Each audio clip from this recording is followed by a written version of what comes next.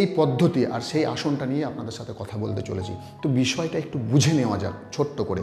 যেমন কি quantum physics কি বলে না, each and everything is energy but in different frequencies. প্রত্যেকটা জিনিসই এনার্জি, কিন্তু ডিফারেন্ট ফ্রিকোয়েন্সিসে। তার মানে আপনি যে মোবাইলটিতে দেখছেন সেটাও এনার্জি, আপনি এনার্জি, আমি এনার্জি। আমরা চোখ দিয়ে যা দেখছি প্রত্যেকটা জিনিসই কিন্তু এনার্জি, কিন্তু ডিফারেন্ট ফ্রিকোয়েন্সি লেভেলে।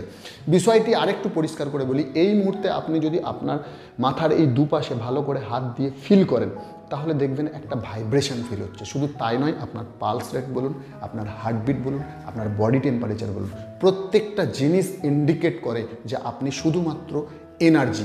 আর এই যে ভাইব্রেশনগুলো, এই ফ্রিকোয়েন্সিসগুলো বিভিন্ন সময়ে বিভিন্ন ধরনের হয়। যেমন কি আপনি যখন রেগে থাকেন, আপনার মধ্যে যখন ডিপ্রেশন থাকে, আপনার মধ্যে যখন দুঃখ থাকে, কষ্ট থাকে, তখন কিন্তু আপনার পালস রেট বলুন, আপনার এই ভাইব্রেশন বলুন, হার্টবিট বলুন, বডি টেম্পারেচার বলুন, এগুলো কিন্তু ভ্যারি করে। আপনি আজকের পর থেকে খেয়াল করে দেখবেন।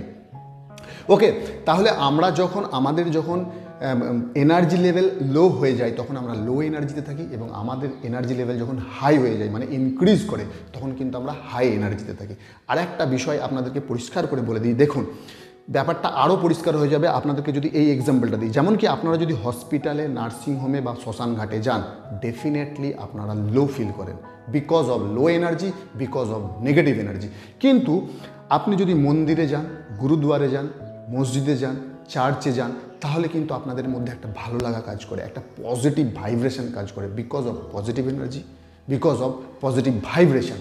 তাহলে আমাদের যে এনার্জি লেভেলের এই যে ভাইব্রেশন, একটু খেয়াল করলেই কিন্তু আপনারা বুঝতে পারবেন বিভিন্ন জায়গায় বিভিন্ন ধরনের হয়। আর সেই কারণেই বলা হয় হসপিটাল বলুন, নার্সিংহোম বলুন, শ্মশানঘাট বলুন, থেকে আসার পর আমাদেরকে স্নান করে নিতে হয়। কেন স্নান করতে হয়? তার কারণ আমাদের মধ্যে যে লো লেভেলের এনার্জিটা অ্যাট্রাক্ট হয়েছে, সেটাকে ডিজলভ করে দেওয়ার জন্য, সেটাকে রিলিজ করে দেওয়ার জন্য আমাদেরকে হসপিটাল বা নার্সিংহোম থেকে এসে স্নান করতে হয়।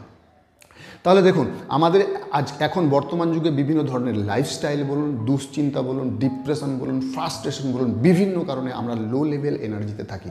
আর লো লেভেল এনার্জিতে থাকার জন্য আমরা বিভিন্ন ধরনের লো লেভেলের এনার্জিকে অ্যাট্রাক্ট করে নিচ্ছি আমাদের দিকে।